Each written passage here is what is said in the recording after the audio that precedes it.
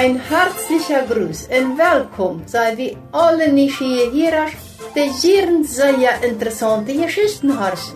Wir wünschen Ihnen viel Freude beim Zuhören.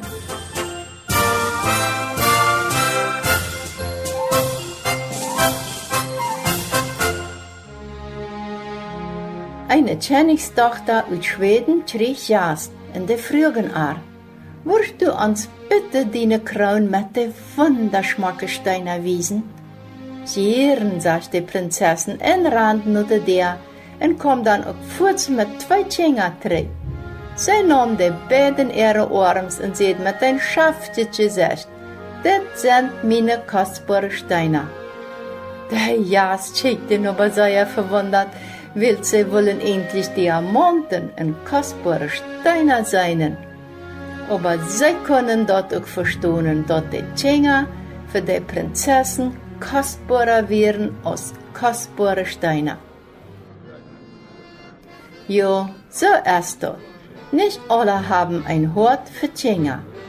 Aber ich kann einen, der lebt Tschinga, der Herr Jesus.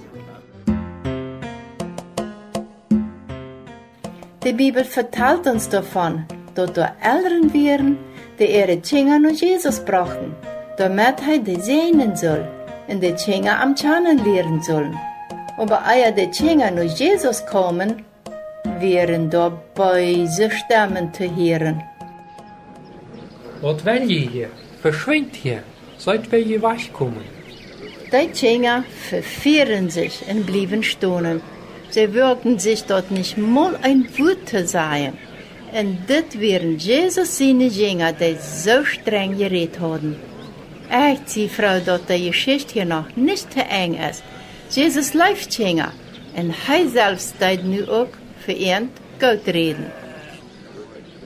Lass die Tschinga noch mitkommen. Das ist nicht wegschreiten. Wie's ernt, gehört dort Himmelreich. Jesus läuft Jünger. Er hat ihn eingeladen, damit sie am Vertrauen kennen und am Tschannen lernen. Und dann kommen sie.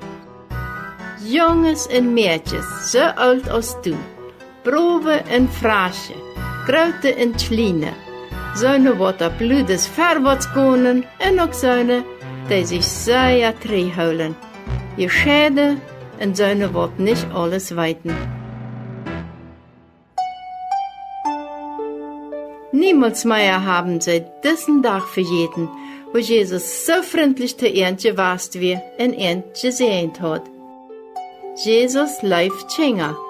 Dort haft an Freude gemerkt und sie haben andere dort wieder verteilt. Und Jesus läuft die auch, da dort nicht verjeten.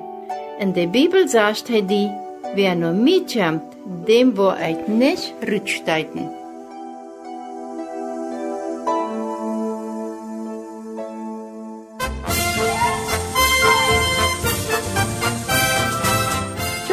Das ist einfach vom interessanten Geschichtenprogramm.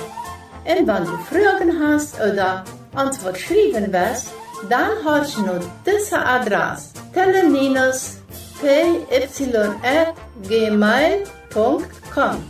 Und nochmal buchstabieren wieder: TALANINOSPY@gmail.com.